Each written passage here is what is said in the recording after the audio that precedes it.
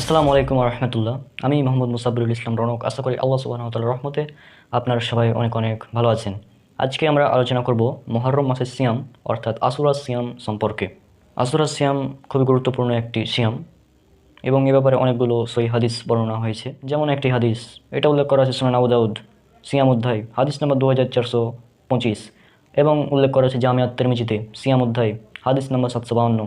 এছাড়া উল্লেখ করা আছে সুনান ইবনে মাজাহ সিয়াম অধ্যায় হাদিস নম্বর 1738। এখানে বলা হচ্ছে রাসূল সাল্লাল্লাহু আলাইহি সাল্লাম তিনি বলেছেন, আমি আল্লাহর নিকট আশাবাদী আশুরা সিয়ামের মাধ্যমে তিনি পূর্ববর্তী এক বছরের গুনাহ ক্ষমা করে দিবেন।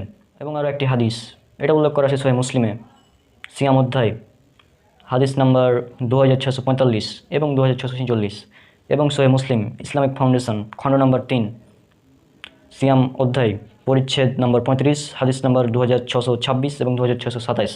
এখানে উল্লেখ করা আছে রাসূল সাল্লাল্লাহু আলাইহি সাল্লামকে জিজ্ঞেস করা হলো যে ফরজ সালাত সমূহের পর কোন সালাত সর্বোত্তম এবং রমজান মাসের সিয়ামের পর কোন সিয়াম সর্বোত্তম।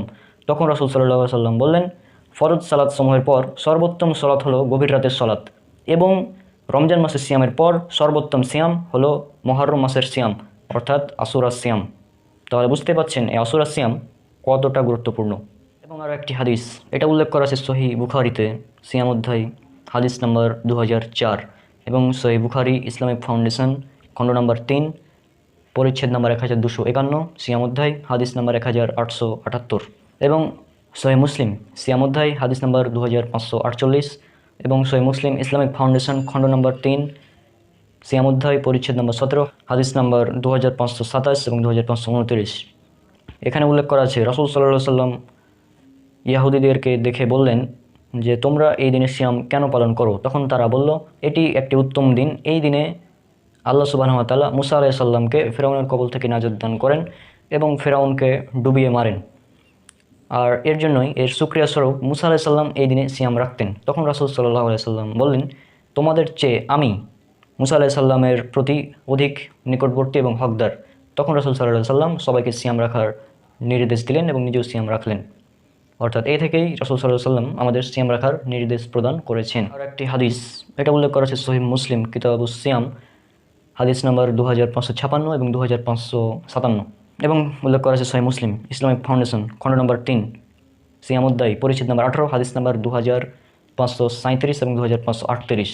এখানে উল্লেখ করা হয়েছে যে যখন রাসূল সাল্লাল্লাহু আলাইহি সাল্লাম বললেন যে তোমরা এই আশুরার দিনে সিয়াম রাখো, তখন সাহাবীগণ বললেন, ইয়া রাসূলুল্লাহ, এই দিনে তো ইয়াহুদি ও নাসারারা তারা অনেক উত্তম দিন মনে করে, তারা উদযাপন করে। তখন রাসূল সাল্লাল্লাহু আলাইহি সাল্লাম বললেন যে তাহলে আমরা আগামী বছর 9 তারিখেও সিয়াম রাখবো। অর্থাৎ ইয়াহুদিদের বিপরীত করার জন্য রাসূল সাল্লাল্লাহু আলাইহি সাল্লাম বলেছেন যে আমি ইনশাআল্লাহ আগামী বছর 9 তারিখেও সিয়াম রাখবো। কিন্তু এরপরে রাসূল সাল্লাল্লাহু আলাইহি সাল্লাম ইন্তেকাল করেন, অর্থাৎ আগামী বছর তিনি পাননি।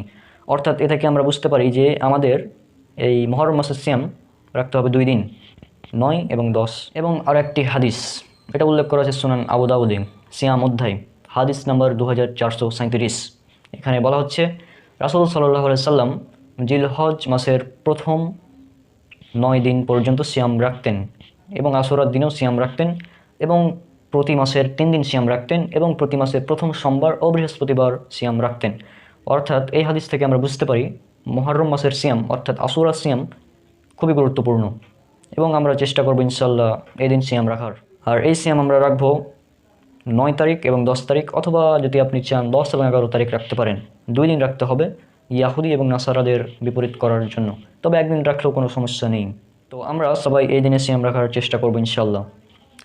তো আজকের ভিডিও এখানেই শেষ করছি, ইনশাআল্লাহ দেখা হবে পরের কোনো ভিডিওতে। ততক্ষণ আল্লাহ সুবহানাহু ওয়া তাআলা সবাইকে শান্তিতে রাখুন। আসসালামু আলাইকুম ওয়া রাহমাতুল্লাহি ওয়া বারাকাতুহু।